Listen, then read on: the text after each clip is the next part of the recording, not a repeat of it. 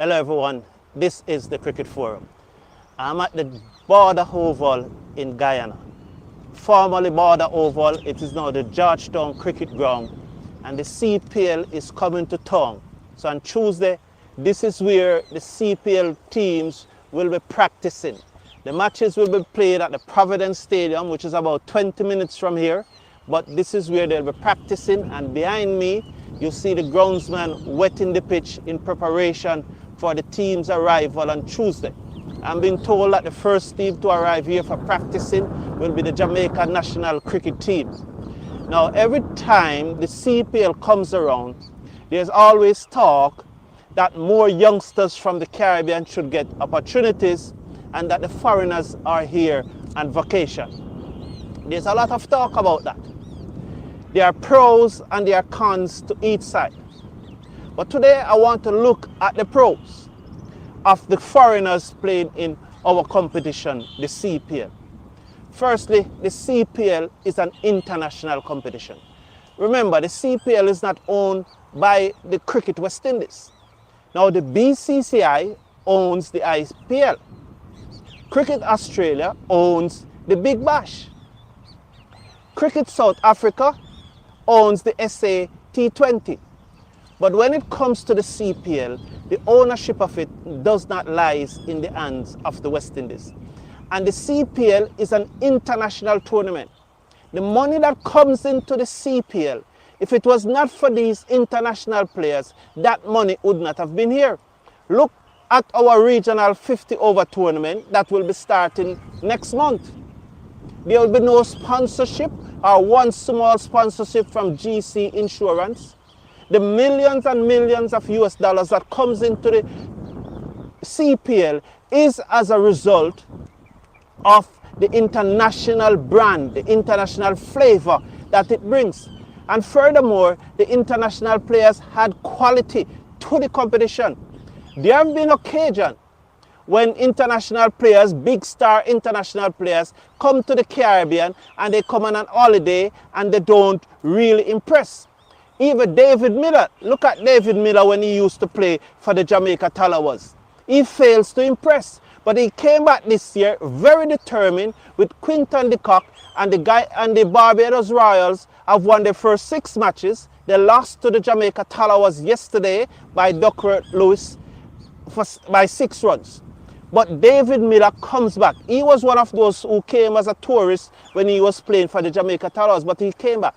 But this competition need the foreigners. What our youngsters need to do is to learn from these foreigners when they come. Learn the discipline. People like Mohammed Hamir, who plays for Jamaica. Those guys are very disciplined, strict training regime. I am told that Mohammed Amir has his own ice pack that he travel with. And when he finished training, he would get his own ice bath, he would tie his own ice pack around him. So we need to develop some of these qualities. Now, last year, over 500 million persons watched the CPL.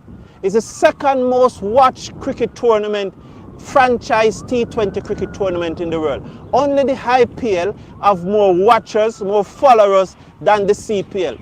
If this was a local Caribbean tournament and only Caribbean players were playing, do you think that we will have so many persons watching the CPL? Why then are not these same numbers watching our regional 50-over tournament, or even half these numbers? The CPL, with its international flavor, that's what bring in the viewers, that's what bring in the money. And our players need to learn from them. Remember, the West Indies Cricket Board, or Cricket West Indies, have a policy where they select a group of emerging players, and each franchise has to pick 2 of these emerging players in their squad, and these players have to play 5 matches in the tournament. Whether one play the 5 or the 5 split between the 2 of them, but the emerging players must get 5 matches for the team that were selected by to play in the CPL. The sun is now behind the sky. The Georgetown Cricket Ground, formerly Border Oval, is looking in spanking condition. So the other thing though about the CPL is that because it is not owned by Cricket West Indies, there's not a clear window for the CPL. So right now we are here and no one knows what time next year the CPL will be. We know that next year the IPL will be from the ending of March to the end of May. We know that. We know that next year the South Africa T20 will be from January to early February. We know that next year, we already know that the Big Bash is starting the 15th of December this year, but we also know that it's going to start early December next year also. We do not know at this time when the CPL is going to start. So that's one of the things that we should be looking at. Instead of arguing about not enough youngsters from the Caribbean not getting opportunity to play in this CPL, we should be looking at structure in the CPL and give it a timetable. And so the rain that affect the earlier part of the CPL, because it actually staged in the rainy period. So if it was not staged in the rainy period and staged earlier in the summer, we would not have so much rain affecting it. So what we need to do is to make sure that we schedule the IPL properly. Let's talk about emerging players. Now, the other thing is that West Indies, Cricket West Indies, come January 2024, they will be getting $4 million each month from the ICC. That's what they'll be getting each month from the ICC. $4 million come 2024. What are they going to do with this money? How are they going to spend this money? How are they going to spend this money? Now, this is the money that they should be spending to host a tournament. A portion of this money should go towards hosting a tournament that Pollard is calling for. Pollard is calling for another T20 tournament in the Caribbean, in the West Indies, outside of CPL. And in that tournament, our players will now be able to develop their skill. The CPL cannot be the place that we are asking for our youngsters to take precedence over the international players. The international players are who makes the competition as popular as it is.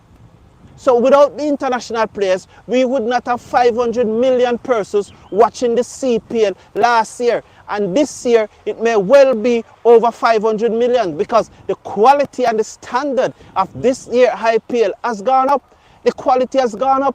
And we have seen some of our youngsters, some of our emerging players also doing very, very, very well.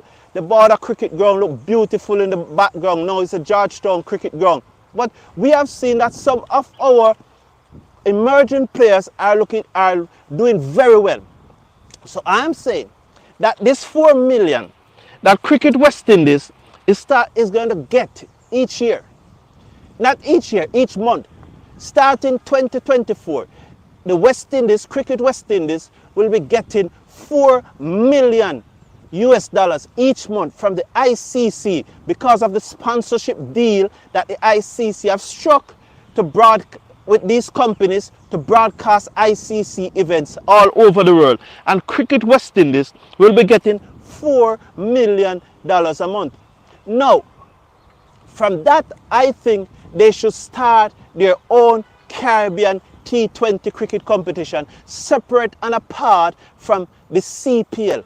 Now, and we should introduce back our 4-day cricket and the timetable for our 4-day cricket. I'm here standing now and talking to you. We know that the CG Super 50 is going to play next month, but we don't know when next year it will play again. We don't know when we will have a 4-day competition. So these are the things that Cricket West Indies need to structure. These are the things that the public need to pressure Cricket West Indies about and stop talking about that our youngsters should get more opportunity in the CPL. The CPL is an international tournament, and if these youngsters are good enough, they will be able to play in the CPL. But we cannot put youngsters in the CPL just for the sake of their being a youngsters. What happened if the IPL was saying the same thing? that we will only play our youngsters, we wouldn't play the foreigners. What happened if the Big Bash League was saying the same thing? We celebrate when our West Indian players get contracts to these top leagues all over the world.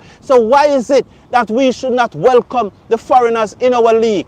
Why are we saying that the youngsters should get the privilege, the opportunity above these foreigners? What that will do with the quality of the tournament? What we need to do is what Karen Pollard said. And with $4 million per month coming in to Cricket West Indies coffers, we should play another T20 cricket competition for the youngsters in the region. So when the pros are all over the world playing T20 cricket competition, the youngsters should be in the region developing their games, playing their own cricket competition. I'm Carlton Brown. Please slash a like on the video, share and subscribe. I'm at the beautiful Georgetown Cricket Club, the former Border Oval, where Test cricket used to play. And as I said earlier, the groundsman is there preparing the pitch for the CPL to arrive in Guyana. It will be a party in Guyana next week. So this is Carlton Brown saying, until next time, I will be visiting the Guyana Zoo and I will talk to you from the Guyana Zoo. So until next time, slash a like on the video, share and subscribe. The CPL should remain the international tournament. It should bring in the international players. Cricket West Indies needs to organize their own competition, just as Pollard said, for the youngsters. God bless, take care, and this is Carlton Brown saying goodbye.